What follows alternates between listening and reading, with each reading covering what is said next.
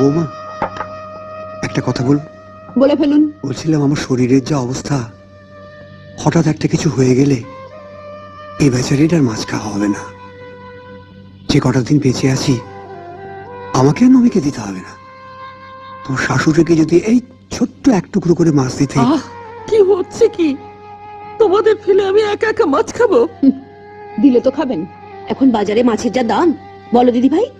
ওই নমি, হাঁ করে দাঁড়িয়ে না থেকে প্লেটটা দাও, আমার খিদে পেয়েছে।